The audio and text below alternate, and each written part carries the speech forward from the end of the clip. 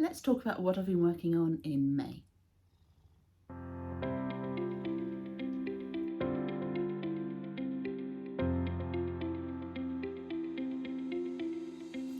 So welcome back to any returning viewers, and to any new viewers, a very warm welcome to you. As I mentioned at the start of this video, we're looking at what I've been working on in May. We're not going to talk about everything I've been working on in May.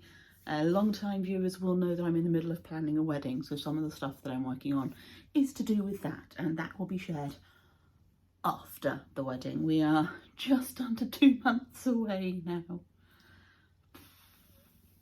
and I'm going to be busy. So yeah, we've got a few things to show you today, a few things to talk about, a few things to share. So let's get started with finished objects, as I'm not wearing anything me made at the moment, mostly because I'm going to be crawling around the floor this afternoon cutting out fabric, and that always gets me warm. So finished objects, we'll start with some knitting. I have been taking part in the Bereket knit along, which is a pattern by Togu Tiku. Her name's Ina, I can't pronounce her surname. We've got a distracting cat today. So a couple of weeks ago, I actually managed to cast off my Bereket, which is this lovely textured sweater. It's cropped, it sits just at the waistband of my trousers, and it's knit cuff to cuff, so it's a sideways knit. These lovely textured panels coming across here, which involves some backwards knitting. A lot of fun. We've been having monthly Zooms. We've got the last one this weekend for finishing up the knit along. We need to work out what I'm going to be working on whilst I'm on Zoom, because I have been working on this during our monthly Zooms. I took my time over it. It was quite a long knit along, but I didn't want to finish too early, so I have been taking my time, sort of knitting a little bit each month on this project. I have extended the length of the sleeves because I wanted them to hit my wrists. I've not yet blocked it, but I will insert a picture of me wearing it in its unblocked state. The sleeves reach my wrists, which is what I wanted. Because it's like a batwing style, I was like, well, I'm not going to be able to fit it underneath a jacket. So it's going to be sort of a spring, autumn kind of jumper without a jacket. So I felt that having the sleeves reach my wrists would be more appropriate for the weather we get here. So tubular cast on, extended the sleeves, worked all the way across, tubular cast off on the cuff, and then tubular cast off on the neck and the hem. The hem is twice the depth called for in the pattern to match the cuffs, because that was part of how I extended the length of the sleeves, and by doubling the length of the ribbing at the waist, it has meant that in its unblocked state the sweater sits on the waistband of my trousers, which is about where I'd like it to be. So we'll see how it behaves with blocking. Because it's knit sideways, the rows are obviously going this way until you get to the ribbing. So although I did block the swatch, not 100% certain how it's going to block in the sweater, because I've not knit a garment this way around before. I will be knitting more sideways garments. It was a lot of fun, and I will be knitting more Togu Tiku patterns. There's a lot of fun in her design mentality. So she's got some sideways knit patterns. She's also released a mushroom hat pattern, which I have. I got that as a prize as part of the knit along, and she's also about to release, or about to have tested. I'm not sure. I have seen the pictures. I can't remember whether it was a this is in testing or whether it's a this is about to be released pattern, but it's a flower hat. And there's 2 different styles of flowers. So there's a lot of whimsy that comes with Ina's patterns, and they are good fun to knit. So yes, I've had a lot of fun with that. My other finished objects I have 2 of, and 2 I've already given away. You'll have seen a couple of weeks ago, if you're a regular viewer, a video on the making of some project bags. That was these project bags. I was making them because I had some friends over, one from the US, one from Italy, and I wanted gifts. So I made a couple of additional ones, one for me and one for messing up with. It's always one that goes a little bit wonky, and in this case it's this one. So yeah, these are just made out of fat quarters, denim on the outside, fat quarter cotton on the inside, and I've used shoelaces as the drawstrings. The two that I gave away had Union Jack lining as they were souvenir gifts, and one of them had Star Wars fabric on the outside of the pockets, so I put pockets on the outside, so you can put needles and ball bands, that kind of thing in. I've also put a stitch marker on here to hang other stitch markers off. The two I gave away, and I'll pop a photo up on screen, I also included a pair of stitch markers with each, one in red, white and blue for obviously the UK and the US, and one in green, white and red for Italy. The red, white and blue one is a Yarrell button, so it's a Dorset button, thread wrap ring buttons, and so that style was the Yarrell, and the Italian themed one was a cartwheel style Dorset button. So yeah, so the gift went down very well.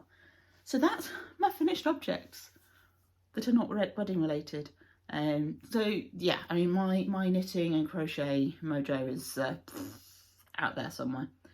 Most of my time at the minute is sat hunched over the sewing machine because, like most home sewists, I don't have the perfect setup for ergonomics. That is something I am hoping to change at some point in the distant future when I have a larger craft room, or at least a larger space to put a larger table and a larger chair. So yeah, it's going to be a while before that gets sorted out. So yeah, so I've still got wedding stuff on the go, but like I say, I'm not going to show you that until probably August. So let's move on to works in progress. And now, like I say, my mojo for non-wedding related stuff, partly because of the amount of time that wedding stuff takes up, and partly because I'm doing so much sewing at the moment. I'm not doing much in the way of knitting and crocheting and that kind of thing. I have done a little bit though, so let me grab my Bird and Blend tote bag that I'm using as a project bag. And in here I have a project using Holst Coast, which is yarn that I bought for a Stephen West mystery shawl, and obviously being a Stephen West mystery shawl, you don't need the yardage that's quoted, but I always buy at least the yardage that's quoted, so I always have yarn left over. So I took the Tolster T pattern because I felt a cotton wool blend yarn would be great for a t-shirt, but the yarn is much thinner than the fingering weight version of the pattern is written for, so obviously my gauge was not even close. So I have had to fudge the numbers a bit, but this is based on the Tolster pattern by Rebecca Clow, Creya Bear, and I'm doing these stripes with slip stitch detail. So it's a very simple knit, and Rebecca does encourage you to customise your stitch patterns and colour choices and that kind of thing in the pattern. There's a DK weight and a fingering weight version of it. I can't remember if you get both when you buy the pattern, or whether you have to buy them separately. So, but yeah, it's a nice pattern. It's working up beautifully. I believe I need 7 stripes from the underarm to get the length that I'm looking for. I'm currently on stripe 6, so not too far to go for the body. So I'll get stripe 7 done and then measure it and see how we're doing. And after that, I'll just be the sleeves. Probably do a couple of more stripes on the sleeves before the ribbing. So yeah, so I'm plodding away on this as and when I'm in the mood for a bit of knitting, or when I'm on Zoom calls with my international virtual knit night groups, which is how I met the friends that came over. So yeah, it might be this that I knit on tomorrow on the Bereket Zoom, or it might be something else that I haven't touched in ages. We'll see. So yeah, so that's my current work in progress that's being actively worked on. I do have others, I've just not worked on them this month, so I'm not going to share them. So let's move on to acquisitions. I don't normally have an acquisition section on my podcast videos because, well, A, I don't buy a huge amount of stuff. If I'm buying something, it's usually with a project in mind. Sometimes it's because, oh, it's pretty. Particularly like the single skeins. If I'm away, I might get a souvenir skein. But generally speaking, I buy stuff for projects.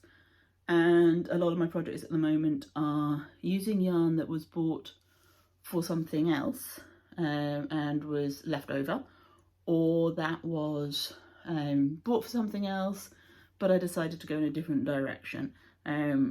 So for instance, I have the very early stages of a Jethro cardigan on the go, which is using sock yarn that didn't make it into socks.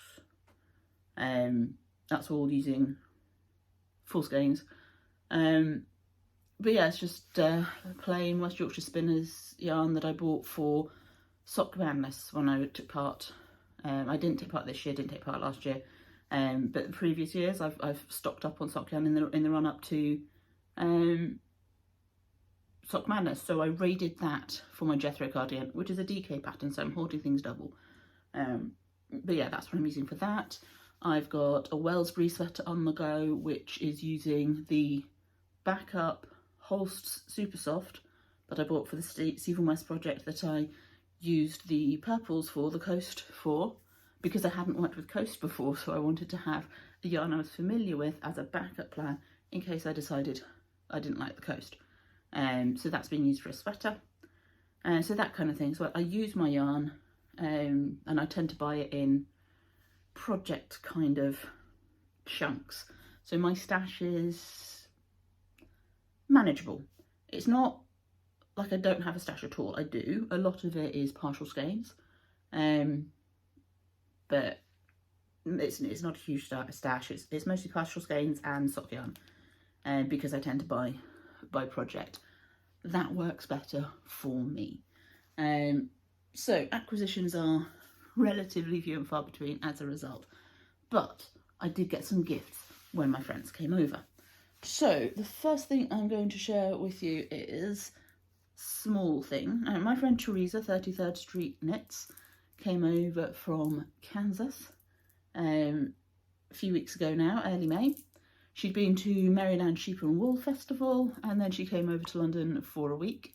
It's her first time in London, and we met up with her, myself and my fiance, met up with her in London on the Friday that she was here. We did lots of walking, lots of chatting, went to Chinatown for lunch, which is always nice. If you're in London and you get a chance to go to Chinatown, even if you don't end up eating there, it's nice to have a wander around.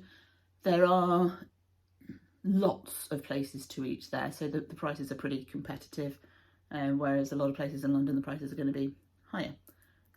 So it's a relatively affordable way to eat when you're having a day out in London.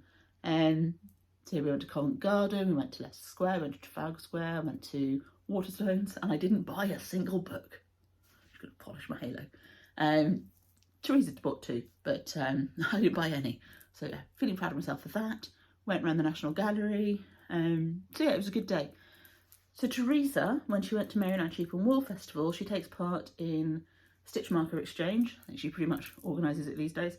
And before she goes, she prepares a whole load of stitch markers, and she brought some of them with her to give to people she met while she was here. So I have acquired some beaded stitch markers that Teresa made. So we've got some bubbly ones, got some long dangly ones, and a happy cat, which is adorable. So yeah, so they're stitch markers from Teresa. So I'll just pop those to one side so I don't lose them. Also from Teresa, this is something she picked up at Maryland Sheep and Wool, and it has a very noticeable cinnamon scent. It is an ornament made out of beeswax and cinnamon, and it's a pineapple. Now, those of you that are watching who are members of the International Virtual Knit Nights will know the significance of the pineapple for the IVKN. It's not the same pineapple as you get on cruises, but there's an ongoing friendly rivalry around those of us who like pineapple on pizza and those that for some reason don't. Teresa is very much a no pineapple on pizzas person. So quite often Teresa related things are pineapple themed. So that is the pineapple ornament. So I need to work out where to put it. Now I believe that moths don't like the scent of cinnamon. So it's going to be somewhere in the craft room. I just need to work out where, because obviously I want it to be seen. I want to be able to see it. I don't want it to be hidden away. But yeah, hopefully that will help dissuade any moths from getting into my small stash, which will be good. The other thing that I received whilst Teresa and Ale from Italy was here was they'd been to see one of our other international knit night friends, Fiona. They'd been to her house the day before I met up with them, and she was having a bit of a de-stash. So in this bag, which I believe Fiona made, which is a cat themed bag, is a skein of yarn from Fiona's de-stash, and this is an Old Maiden Aunt yarns skein. I've never worked with Old Maiden yarns before. That's the thing with generally only buying for projects with the occasional souvenir skein, is there's a lot of dyers that I haven't worked with, just because I don't tend to stash that much. So this is the colourway Mudder's Milk, and it is 80% superwash merino, 10% cashmere and 10% nylon. So that makes it an MCN sock base yarn. So it would be suitable for some very soft socks. But it's this beautiful, neutral, Moorish colours. Moorish as in the British Moors, Wuthering Heights, not Moorish as in Morocco. So these sort of autumny Moor type colours. There's some greens in there, there's some oranges in there, some blues, hint of purple. So yeah, so this is beautiful, beautiful yarn, and very much in my preferred colours. I like wearing autumny colours. So yeah, so very pleased with this. I've never worked with merino cashmere nylon before. I have spun some fibre with cashmere in, not yet worked it up into anything, but I have spun some of it. And I do have some bare MCN that I haven't got around to dyeing yet, because wedding.